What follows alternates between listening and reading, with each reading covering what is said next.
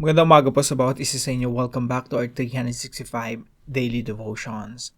Gusto po muna batiin si Del Bagontan ng Quezon City, Wena Celio Bagon, Nori Clos, and Teacher Melanie Lontok. Mga taga Batangas po yan, no? Tsaka pinagkilatan. So, hello po sa inyo.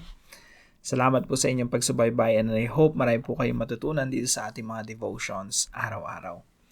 Natutuloy po natin yung ating series na Grow in the Grace. Matatagpuan po natin ito sa 2 Peter chapter 3 verse 18.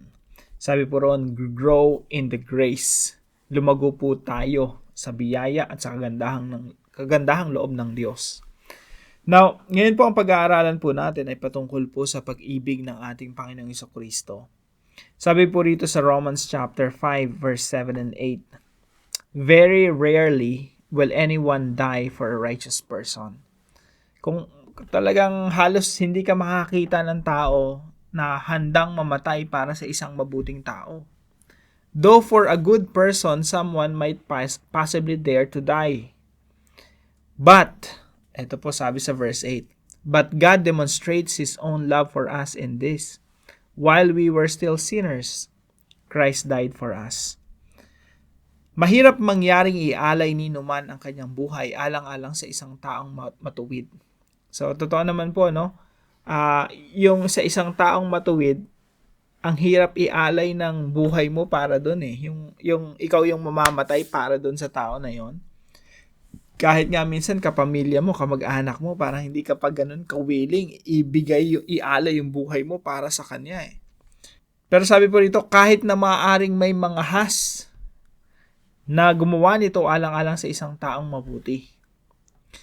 Pero po, sabi nito, ngunit pinatunayan ng Diyos ang kanyang pag-ibig sa atin nang mamatay si Kristo para sa atin nung tayo'y makasalanan pa. So, yung Diyos po natin, pinatunayan niya yung pag-ibig niya sa atin nung ang ating Panginoong Jesucristo ay isinugo niya ang kaisa-isa niyang anak. Isipin niyo po yung Diyos, mahal niya yung kaisa-isa niyang anak. At ibinigay niya para sa atin. Para mamatay para sa atin. Now, kung kayo, mga parents dyan, no, na sumusubaybay dito sa ating channel, meron kang isang tao na kilala for sure na nuknukan ng kasamaan. No? Talagang ang sama-sama ng tao na yon. Tanongin kita kapatid, kaya mo bang ialay ang buhay ng kaisa-isa mong anak? Or ng mga anak mo? Or ng kahit isa sa mga anak mo? Let's say meron kang 5 anak, yung isa doon, hahayaan mong mamatay para lang maligtas yung isang taong masama na kakilala mo. Talagang unthinkable pag hinayaan mong mangyari yun eh. Na kung ikaw may ang control ng mga nangyayari sa mundo, no, isasakripisyo mo yung anak mo para lang maligtas yung isang tao. It's not gonna happen. Ako hindi ko ibibigay yung anak ko. Kahit pa yung tao na yun, kamag-anak ko o mahal ko o kaibigan ko, pero yung anak ko hindi ko ibibigay para sa ibang tao. Pero yung Diyos po, pinakita niya yung kanyang pag-ibig niya. Yung pag-ibig niya para sa atin nang ibinigay niya ang Panginoong Jesucristo upang mamatay para sa atin. At ang Panginoong Jesucristo din mismo, ipinakita niya kung gaano kanya kamahal at gaano niya ako kamahal nung willingly sumunod siya sa Diyos Ama at inialay niya yung kanyang sarili para sa atin. Now, yung una po nating katuruan ngayong umaga, love is not love without sacrifice. No? Generally speaking, no? Yung pag-ibig, hindi yan tunay na pag-ibig kung walang sakripisyo. Hindi mo pwede sabihin sa asawa mo na mahal kita pero hindi mo man lang siya may pagluto. Hindi mo man lang siya mahatid. Hindi mo man lang siya masundo. Hindi mo man lang siya, you sacrifice something for her or for him. Hindi pwedeng laway lang yung pag-ibig eh. Hindi pwedeng pakiramdam lang, kinilig ka lang, pag-ibig na. Yung love is not love without sacrifice. Hindi mo pwedeng sabihing mahal mo yung isang tao kung hindi mo kayang magbigay ng time. Kung hindi mo kayang magbigay ng yung kahit sarili mong buhay iaalay mo para dun sa tao na yun, no? If you cannot give money, cannot give time, you cannot give effort, hindi pag-ibig yon. Now, sa Panginoong Jesucristo po, pinakita niya yung kanyang pag-ibig niya sa atin sa pamamagitan ng sakripisyo. Ibinigay niya yung kanyang sarili, namatay doon sa krus, sa ikapapatawad ng ating mga kasalanan, para lang masigurado na hindi tayo mapahamak, hindi tayo mapunta doon sa tiyak na kapahamakan sa walang hanggang pagkakaiwalay sa Diyos. Ang Diyos mismo nagsakripisyo para sa atin. The climax of God's grace is the cross. Ito po yung pangalawa nating katuruan ngayong umaga. Yung climax, yung pinaka-todo, no, na pagpapakita ng kagandahang loob ng Diyos sa atin, yung kanyang kahabagan, ng kanyang pag-ibig sa atin, yung pinaka-climax nun, yung krus ng ating Panginoong Hesukristo. Kaya mga kapatid, huwag kailanman nating isipin na hindi tayo mahal ng Diyos. Lalo na sa mga panahon na ang dami nating mga pagsubok sa buhay, ang dami nating problema, na namatayan tayo ng mahal sa buhay, para mang iniisip natin walang pakialaman Diyos sa atin. Tandaan natin, kung nagdududa ka sa Diyos, just remember this. The climax of God's grace is the cross. Pinakita ng Diyos yon. Kaya pangatlo nating katuruan ngayong umaga, God has already proven His love. Yung Diyos natin talagang prinove na yung kanyang sarili, yung kanyang pag-ibig sa atin. Ano pong sabi sa mga talatang ito? Ngunit pinatunayan, may pruweba. Yung pag-ibig po ng Diyos, hindi yun basta sinabi niya na mahal kita. Binigyan niya ng pruweba. Ano yung pruweba na yun? Sabi po rito, ngunit pinatunayan ng Diyos ang kanyang pag-ibig sa atin nang mamatay si Kristo para sa atin. Yan po yung proof na mahal tayo ng Diyos. Isipin niyo po, gaano ba kamahal ng Diyos Ama yung Diyos Anak? Alam niyo po, unimaginable. Tayong mga tao, mahal natin yung mga anak natin. Pero imperfect tayo. Hindi tayo perfecto mga tao, pero ibang klase yung pag-ibig natin sa ating anak. How much more yung Diyos na perpekto? Meron siyang perpektong pag-ibig sa kanyang anak. Pero ano pong sabi rito? Pinatunayan ng Diyos yung pag-ibig niya sa atin nung Panginoong Hesukristo ay namatay para sa atin. May pruweba po. At napakatinding pag-ibig nung pinakita niya sa atin na yun. Isipin niyo po, tayo yung dapat maparusahan dahil tayo yung makasalanan. Yung anak ng Diyos, ang Panginoong Hesukristo, banal, walang bahid ng karumihan. Pero ano po, siya yung sumapo ng kaparusahan na dapat tayo tumanggap. God has already proven His love for us.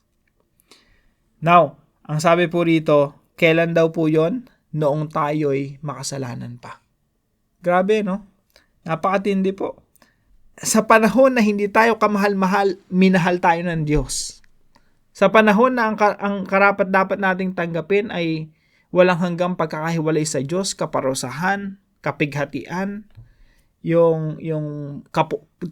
dapat tayo kapuotan ng Diyos, yung dapat ang tanggapin natin, yung kaparusahan. Pero ano po, sabi rito, nung tayo makasalanan pa, nung mga panahon na hindi tayo kaibig-ibig, yun yung mga panahon na inibig tayo ng Diyos. Salamat po sa Panginoon. Oh, praise God. Lahat po ng ito nauuwi sa pagpupuri at pagpapasalamat sa ating Diyos. Kaya po yung ating unang application ngayong umaga, love God sacrificially. Now, marahil sabihin ng iba, yung Diyos lang yung nagmamahal sa atin ng may pagsasakripisyo. Pero tayo, kailangan natin tanggapin yun, pero hindi natin siya mamamahal ng may sakripisyo. Mga kapatid, hindi natin matutumbasan yung ginawa ng Diyos para sa atin. But it doesn't mean na hindi natin siya kayang mahalin na may pagsasakripisyo.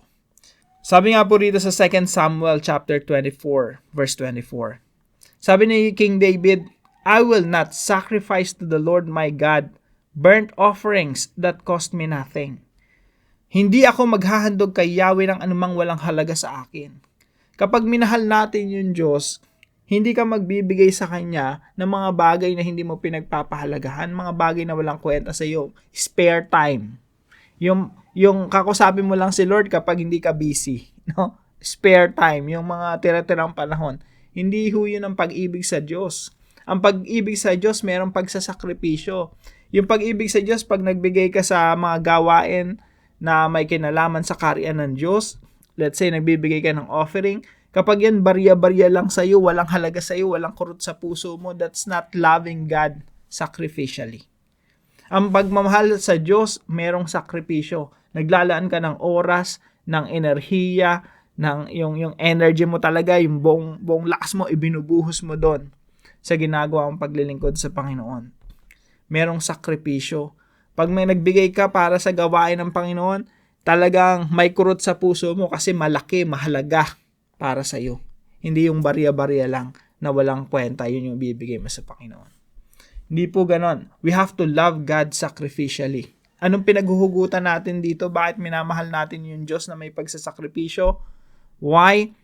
Kasi si Kristo mismo yung naunang nagmahal sa atin ng may pagsasakripisyo. At kailanman hindi natin kayang tumbasan yon o mabayaran o matapatan.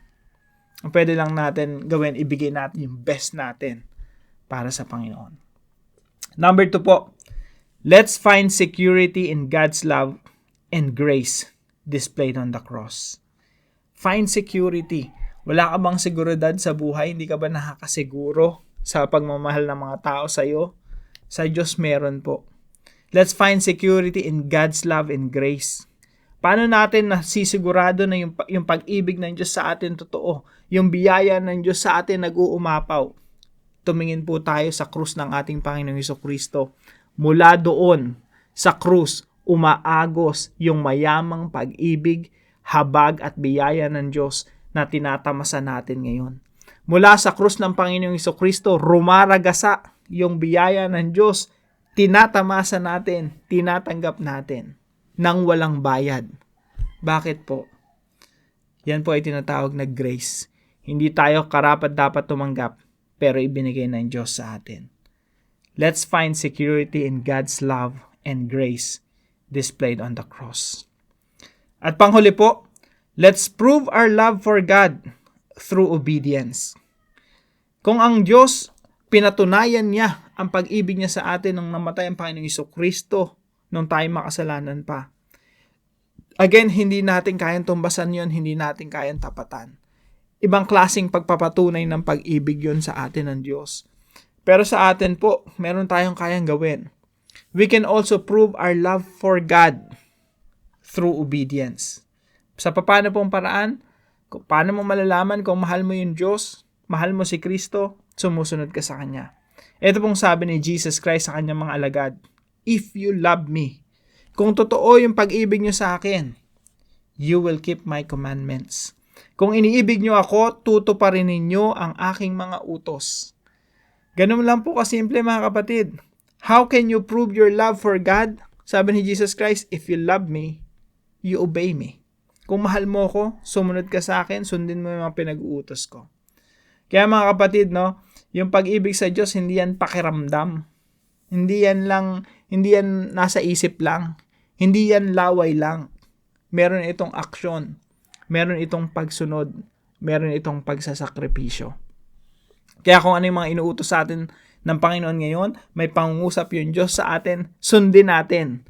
The more na mayroon tayong sakripisyo, may kurot sa puso, yung pagbibigay natin, the more na meron talagang paghihirap na tayong nararanasan habang tayo naglilingkod sa Panginoon. That's part of our, way of showing our love for God. So let's prove our love for God through obedience, kahit na may pagsasakripisyo. Now, ito po yung discussion natin ngayong umaga. How can we practically love God sacrificially? How can we practically speaking, paano ka magsasakripisyo para sa Diyos bilang tanda ng iyong pag-ibig sa Kanya? Pag-usapan po natin ito sa ating mga discussion groups at para naman po sa ating panalangin. Father, I acknowledge that I do not deserve your love and kindness. For what I truly deserve is punishment. Yet, instead of destroying me, you have loved me and cleansed me. Thank you for sending Jesus to bear away my sins and punishment by nailing them to Himself on the cross, revealing the climax of your love for me. May your Holy Spirit empower me to sacrificially love Jesus in return and to live a life that glorifies and honors you. In Jesus' name, amen and amen. Salamat po sa katuwang natin ngayong umaga, si Sister Liberty. Maraming salamat sa iyo, kapatid, sa pagsuporta dito sa ating channel. At kung kayo po ay mayroon natutunan sa devotion natin na ito, ay palam niyo lang po sa comment section right below this video. And please share this devotion to your family and friends. God bless you po. See you po tomorrow 5 a.m. dito sa ating daily devotion.